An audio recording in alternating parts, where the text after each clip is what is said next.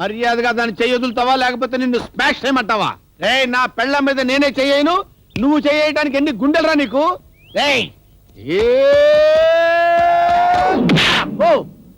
ఇది పొట్టా గోలుకొండ గుట్టరా? ఇప్పటికైనా నా గొలుసు బిల్లు ఇస్తావా లేకపోతే నీ పెళ్ళాన్ని ఎత్తుకోమంటా? నా పెళ్ళాన్ని మళ్ళీ తాకామంటే నేనేం చేస్తానో నాకే తెలీదు. అబే నా భర్త మీద చెయ్యి వేసావో నీ తల 1000 ముక్కలైపోతుంది. అమ్మయ్యా, సెంటిమెంట్ తో బతికించావు. ఏమండి, ఇతను గొలిసేదండి. ఆ గొలుసుంటే ఈ గొడవ అంతా ఎందుకే? అంటే పోగొట్టేశారా? ఎవడు కాదుకిచ్చాను వాడు బాగుంటాడు. అందుకనే నీ పెళ్ళాన్ని గుంజుకోబోతున్నదా? ప్రాణప్రదంగా చూసుకునే నీ భార్య గొలుసు పోయిందనేగా నువ్వు ఈ దౌర్జన్యం చేసేది. ఈ మాత్రం దానికే నేను నీ ఇంటికి ఎందుకులే, తిండి దండగా నువ్వే ఇక్కడుండు. ఏంటి ఇదే నువ్వు నాకు ఇచ్చే కోఆపరేషన్? నేను నీ భర్తనే, నువ్వు నా భార్యవి. నేను మీ భార్యని కాదు, ధర్మదేవతలాగా ఆలోచించే ఈ న్యాయం చెప్పాను. ఏడ్చావు ఒక్కదాని ఉంటే వాడు ఏమైనా చేస్తాడే? ఏం పర్వాలేదు, నేను పతివ్రతని. మీరు రండి. ఆగు, నేను కూడా వస్తున్నాను. ఆగండి.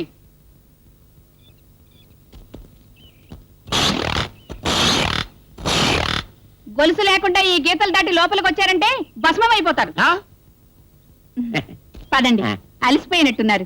వేడి నీళ్లతో స్నానం చేసి ఒక గ్లాస్ పాలు తాగి రెస్ట్ తీసుకుందరు గాని.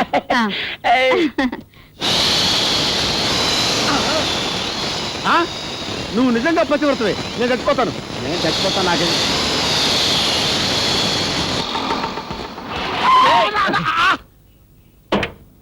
నువ్వా ఏకాంబరం? కొంచెంలో బతికిపోయా, ఏమైందా నీకు?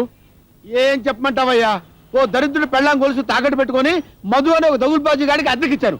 వాడది పోగొట్టి నా పీకల మీదకి తెచ్చాడు. మధుగాడ ఎవడాడు?